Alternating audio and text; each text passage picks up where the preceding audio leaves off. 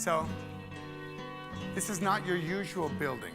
This is a 45-floor skyscraper in the middle of Caracas, Venezuela, called Torre David.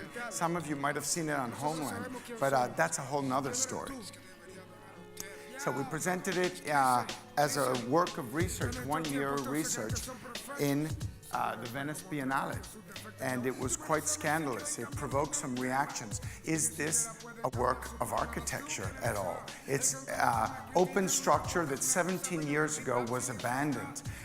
The bank failed, and over time of rainfall and displacement, an evangelist group came in and inhabited the building, slowly creeping in. And one by one, until 3,000 people are now living inside, almost up to 4,000 people. They've made it their home. So what was an office building in the center of Caracas that was actually government owned because it was owned by the state bank and not utilized, people said it was better to go squat that building and build their homes after the floods than go to the hillsides of Caracas.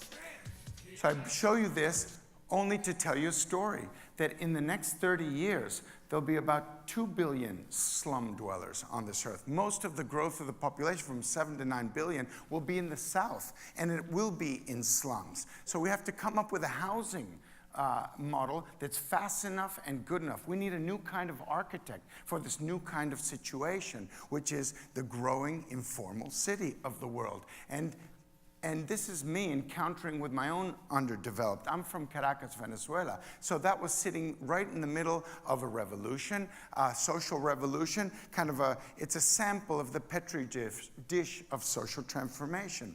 But I'm also observing it, trying to understand. And now, teaching in Zurich, I organized so that we could go back to Caracas from Zurich to look at it again, to understand which urban plans, which visions, which ideas are correct for the new city, or the city that organically grows every day. So we brought that to the venue at Venice Biennale. It was quite controversial because they said, is this a work of architecture? Well, it's a work of collective architecture. It's one house for 3,000 people. And I think it's worth talking about it as a laboratory for transformation. Why? Because here you see it more clearly. They, with their own micro monies, have retrofit the whole tower slowly with apartments, with shops, with a basketball field inside the lobby of the bank, and an evangelist church, a gymnasium, workstations, a whole production. It's a city inside. So I'm not endorsing that this happens, but I'm saying, can we look at this as a real transformation? With its magnificent deficiencies, it might be considered maybe a new idea for an urban community. But how can architects who have always forgotten about designing for people and designing a time-based model of a growing model, how can we learn from this? Well, it came out quite a lot over the press. We put together a book. And we worked with Yona Friedman, an old guy from the 60s, because this is what you could call a realizable utopia, not a metabolist utopia or some pie in the sky. This is a real community creating its own utopia, a model that allows for a changing relationship between subject and object of architecture. But that could also be transformed, and we could create structures. Maybe architects don't need to finish buildings. Maybe we just need to create the kind of framework.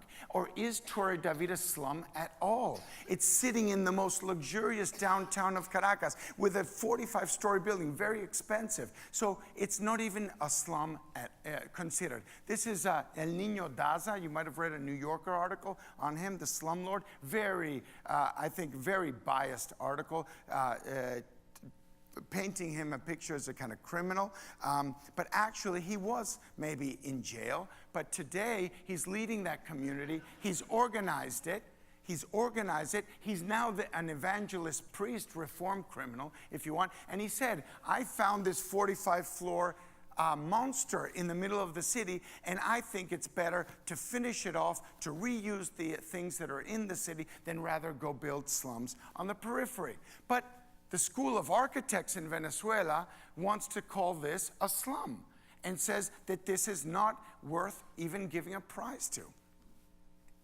So we analyzed it. We saw that 1 mile radius around the building, everyone was working. So they live where they work. They create employment. Actually, the little buses, the carts, they first came in and in tents, slowly over time built their walls with their own income, and then they aspired to the same things we all aspire. Why couldn't the government come up with a solution?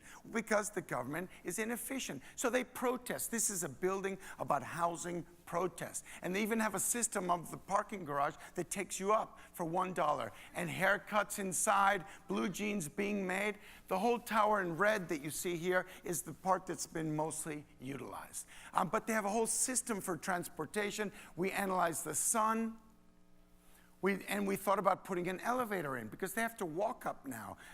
10 floors they can do with a motorbike from the parking garage, but there's another 10 floors, right?